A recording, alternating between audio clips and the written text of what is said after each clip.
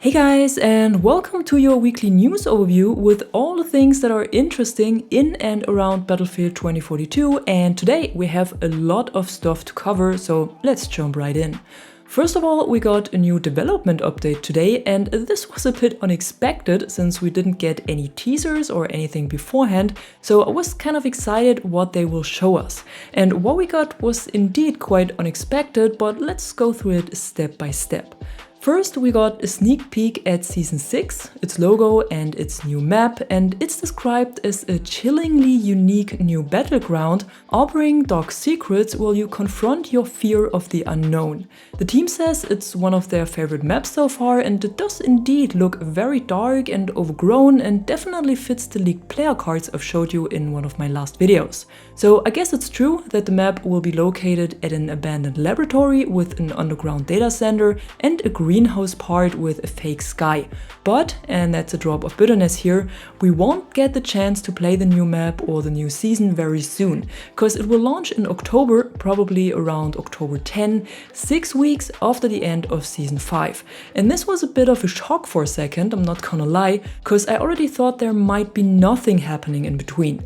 But luckily I was wrong. Of course there is something happening within these 6 weeks, and this is called Battlefield Redux. I would probably compare it to one of the many battle fests we had in former titles of the series, and what we can expect is a 6-week throwback to all of the mid-season events we had between Season 2 and 4 and to their modes and cosmetics. So starting on August 29, right after the end of Season 5, there will be a 2-week period within which we can experience the Season 2 event Liquidators again, followed by 2 weeks of the Battle of Nordvik and closing with another 2 weeks of the Leviathan Rising event. Alongside of them, we will have the chance to play the time-limited modes again, but not in the exact version they were back then. Instead, they were tweaked and improved based on player feedback. There were also new maps added to them, and the player counts differ.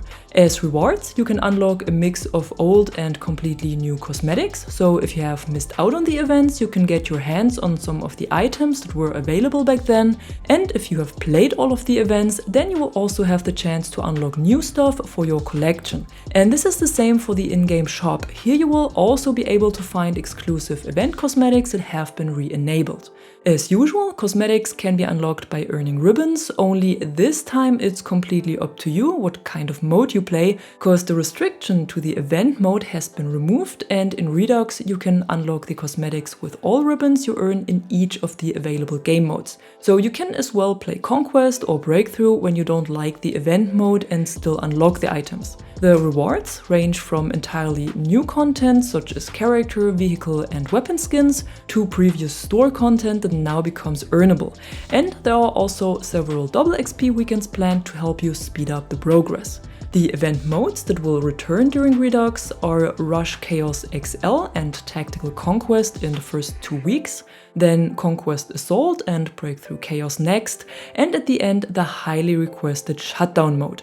Alongside these improved modes and rewards, there will also be a small quality of life update during Redux, and this includes several changes and improvements such as balance adjustments for engineers and a new codex feature for those who love to learn more about the lore of Battlefield 2042. And that was it for the development update so far. Very exciting and definitely something I'm looking forward to. And now let's take a look at the update that has just dropped today, which is 5.2.1.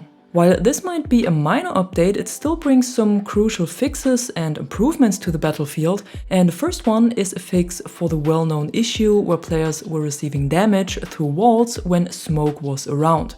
But good news, that has been sorted out completely, and you should not take damage from grenades or any other explosives behind walls anymore. In addition, they have fine-tuned Doze's shield and reduced its bash range by 16%, which makes it even more balanced. Plus, that weird recoil pattern that the K30 had after update 5.2, where it was shooting off to the left when fired in full auto, was also fixed, and the recoil is back to moving upwards like it was before. There were also some other minor tweaks made, but if you want to know more about them, just check the link to the full patch notes in the description below. Next up, let's talk about some current issues and backend changes that are in the spotlight. And the first one is that you can now add the two maps Erika Arbor and Noshar Canals to your Portal experiences of Breakthrough and Breakthrough Large. So if you're looking for some intense breakthrough action, be sure to try it out. Then we just got the news that the tornadoes on Discarded have been temporarily disabled because there was an issue with them showing up over spawn points at the beginning of matches. And a quick heads up for everyone playing with the 40mm on the barrel grenade launcher in combination with a thermal sight, because this can trigger a bug where the aim down sights animation might not match up properly anymore. But DICE is already on it and they're working on fixes for both of these issues. Shifting the focus a little bit, we got some big news around senior weapon designer Alexander Formoso, because he just announced that he is leaving DICE and Battlefield and is making a leap to TTK Games, the new development studio founded by Lars Gustafsson, also known as Mr. Battlefield. You might remember Formoso from the controversies sparked by his statements on the G57 pistol. Regardless, we wish him all the best on his new adventure, and it's definitely interesting to see more DICE developers joining the TTK Games team. And I bet it won't be the last one following Mr. Battlefield on this new journey. They seem to be assembling quite an experienced team over there, and who knows, they might be brewing up a worthy contender in the shooter genre. I wouldn't be surprised if we even see another serious competitor for Battlefield coming from the studio. And with other games like XDefiant or the Finals on the horizon, I'm very confident that better times are ahead for the shooter genre than they have been in recent years. But that was it for the news section of this video. Now let's have a look at everything that was added with the weekly rotation, starting with the modes. For fans of Conquest 64, good news, the mode is still here and might stay until the next season kicks in. And in Breakthrough, the infantry playlist has returned that offers an intense infantry-focused experience without any combat vehicles or aircrafts.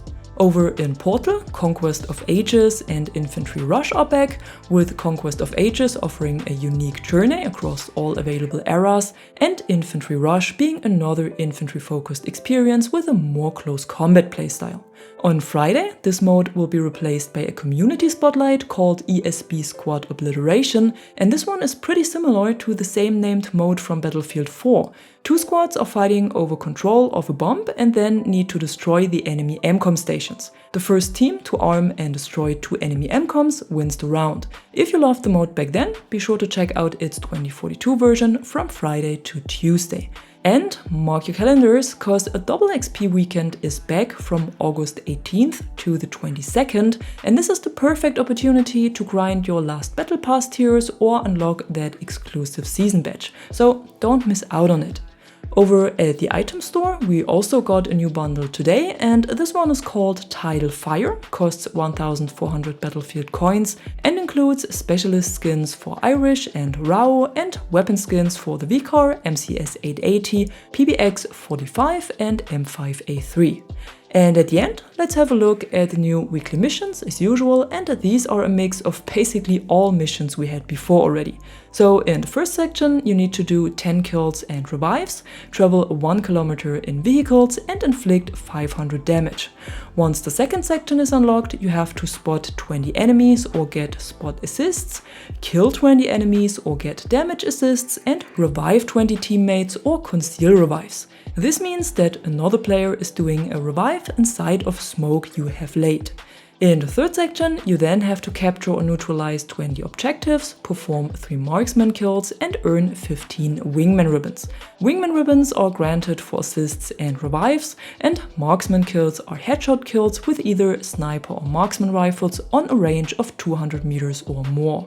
For the bonus mission, you then simply need to do 15 more kills and assists. If you should be struggling with any of these missions, especially the marksman kills, remember that you can also complete them in Portal against AI. Just use one of my codes if you don't want to create your own experiences, and don't forget to add a password if you don't want any other players to join. And that was it for today, your weekly overview of what's going on in and around Battlefield 2042 at the moment. And if you enjoyed this video, don't forget to drop a like or a comment below and subscribe to the channel for more content like this. Until then, thanks for watching, and thanks to my members for the additional support. I'm the Catwoman, and you are awesome.